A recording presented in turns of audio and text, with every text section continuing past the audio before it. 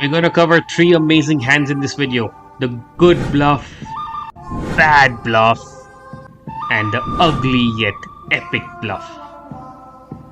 We're gonna start with the bad bluff first. Garrett in the small blind has king queen off. He looks to steal the blinds with a raise to $2,500. However, Nick Vertucci, who has a suited jack 9 and is in the button, decides to defend his position by calling the raise. Now the rainbow flop of 8, 5 and 10 doesn't really favor either player. Garrett has two overcards. He was the pre-flop aggressor, but surprisingly checks here. Interesting. And now Nick, who has an open-ended straight draw, decides to check as well. Is he putting Garrett on some pockets and hence a check? Well, the turn card of 4 of diamonds doesn't really change anything, and so Garrett decides to turn up the heat with a $2,500 bet.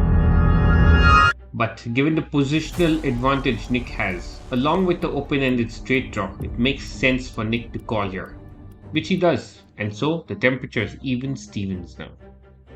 The river isn't great for Garrett. He's missed everything out here. Yes, he was the aggressor and could very well represent an ace, but he decides to just give up and check it over to Nick. Now Nick here has absolutely no showdown value. He's missed his draw, and so the only way he can win this is with a bluff bet. He decides to take a stab at it with a $4,500 bet. That's half the pot. Now many other players in this spot would have insta-folded, but look at Garrett. He doesn't snap fold. Instead he has a wry smile. And even Art behind Nick seems to be laughing. Something seems to be off here. He's actually thinking of calling with just king high. How is Garrett exactly putting Nick on a bluff out here? Well, this hand was played in 2019, and we'll come back to this hand in 40 seconds. First, listen to what Nick in 2022 had to say about his bluffing mistakes.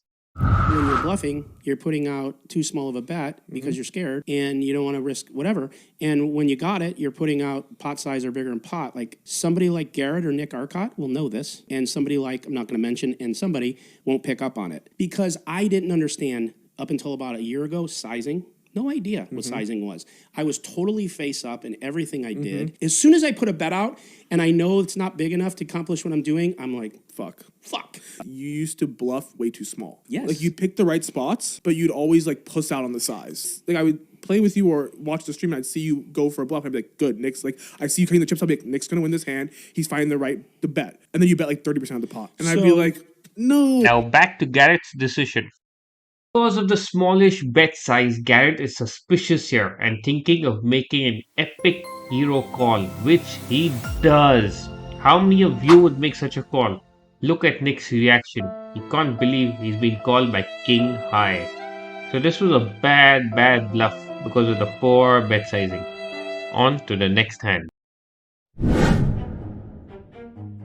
Matt Berkey here has the suited Jack 7 and he very confidently raises it to $800. Nick, who is behind Matt, has a really strong hand, pocket aces. After what just happened to him with Garrett, he must be feeling really good about this hand, and like you'd expect, he raises it up to $2,000. Berkey doesn't care about the raise, he quickly calls. The flop, 8-9-9. Gives Matt Berkey a gut shot straight and a backdoor flush draw. He checks though. Now Nick seems very confident and bets tiny, 1/3 pot, as if he wants Berkey to call. He doesn't want Berkey to go away. The small bet will be tempting now for Berkey to continue. In fact, you can see he's thinking of making a predator move out here. After all, it's more likely that he could have a 9 than Nick. So he does make the big T-Rex move of raising Nick's bet to $6,500. Now that's not what Nick was expecting when he was inviting Berkey to continue. He has to be a bit taken aback. But he has to call the bet, which he does. The turn card gives Berkey an open-ended now, with a 5 or a 10 making him his straight. Since he check raised on the flop, he needs to continue his story of having a 9 and makes another T-Rex bet of $10,000. You can see Nick doesn't like this. He didn't expect to be in this situation with pocket aces. However, he does make the call. He has to, I believe. Now Berkey can't like that king in the end. He has to consider the possibility of Nick having kings, doesn't he? But he sold the story so far of having a strong hand, so he'd have to continue selling it out here. He's way more experienced than Nick, and unlike Nick's previous bluff bet that was small and weak, you can expect Berkey to make a more sizable bet. And he does. He goes all in with his entire stack, $45,700. In reality, he has air, but that's confidence and a real gangster move.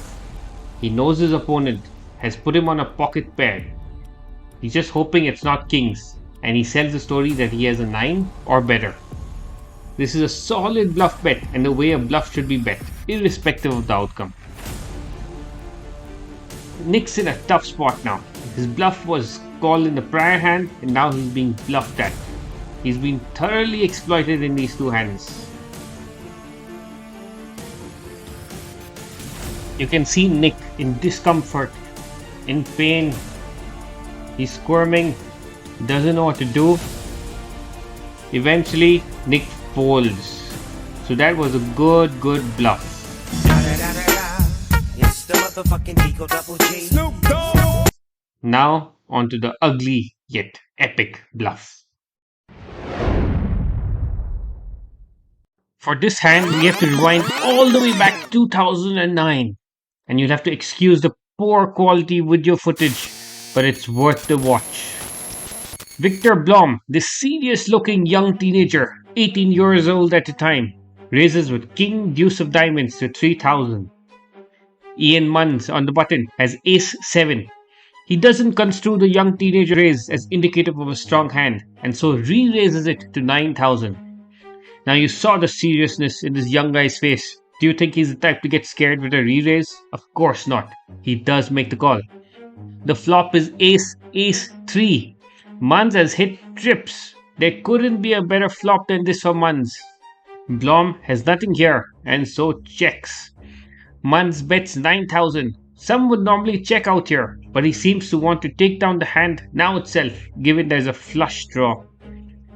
Now Blom, for some reason, has taken that as a weak bet and raised Munns' bet to 58,000. That's like a 6x raise. Munns must be wondering what's going on here. And he re-raises it to 116,000. Now Blom's got to give up, right? But no, look at him. He goes all in. His entire stack of 231,000 chips. That's crazy. Now that's some confidence. And if Munns didn't have an ace, you would call this an epic bluff. And look at Munns. Because he doesn't have the best kicker, he's actually wondering now whether he's any good. But of course, he can't fold his hand and he calls. And this is what makes the bluff so ugly. He just walks out and everyone is having a laugh at what just happened. You've got to give it to Blom though for the bravery. If you want to bluff, you got to bluff with confidence, even if it comes out ugly sometimes. And I'm not bluffing when I say, check out the video here and here. You will enjoy them. And yes, please like and subscribe. I'm waiting. You can't bluff me. Hit the subscribe button now.